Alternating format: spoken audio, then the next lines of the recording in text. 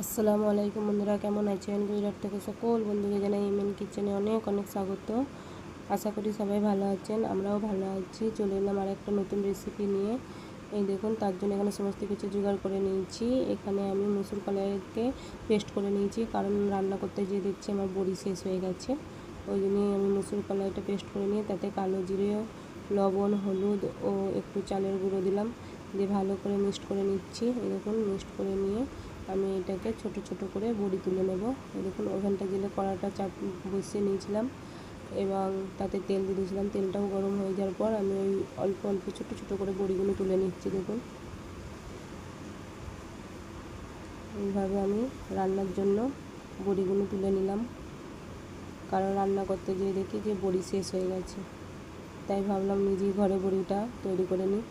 এই দেখুন, বড়িগুলো তৈরি করে নিয়েছি এবং বড়িগুলো কত সুন্দর ফুলেছে ও লাল লাল করে ভেজে আমি তুলে নিলাম। এই দেখুন, বড়িগুলো ভাজা আমার হয়ে গেছে। এই দেখুন, বড়িগুলো কত সুন্দর হয়েছে। এই দিকে আমি শাকটা, কুমড়ো ও আলু সেদ্ধ করতে দিয়েছিলাম, সেটাও হয়ে গেছে। সেটাকে আমি সব তুলে নেব। এই দেখুন, তুলে নিচ্ছি।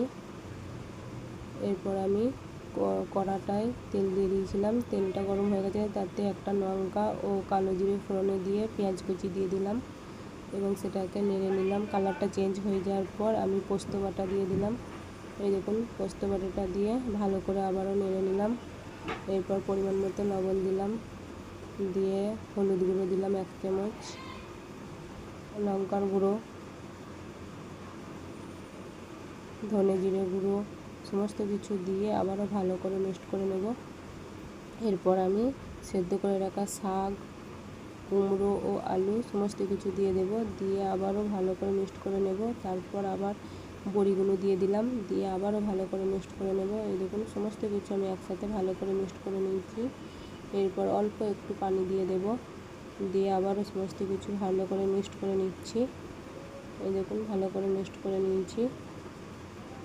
এরপর উপর থেকে আমি একটু চিনি দিয়ে দিব। আপনারা যদি চিনি না খান তো স্কিপ করতে পারেন, কিন্তু চিনি দিলে খেতে বেশি টেস্ট হয়, ওই জন্য আমি চিনিটা দিলাম। চিনি দিয়ে আমি এটাকে ঢাকনা দিয়ে দেব। এই দেখুন, ফুটে উঠেছে। এবার ঢাকনাটা খুলে নিলাম, দিয়ে আবারও ভালো করে নেড়ে নেব। এই দেখুন, দিয়ে আবারও ঢাকনাটা আমি চাপা দিয়ে দেব। এরপর এটা হয়ে গেছে। দেখুন, উপর থেকে আরেকটু পানি দিয়ে দিলাম, দিয়ে আমি এটা দেখুন পানিটা পুরো মেখে গেছে। এরপর আমি আবারও ভালো করে কষিয়ে নেব এবং এটা ফুটে গেছে দেখুন, এবং এটা হয়ে গেছে। এটাকে আমি নামিয়ে নেব। যদি ভালো লাগে তো লাইক, কমেন্ট ও শেয়ার করবেন। ভালো থাকবেন, দোয়া করবেন। আল্লাহ হাফেজ।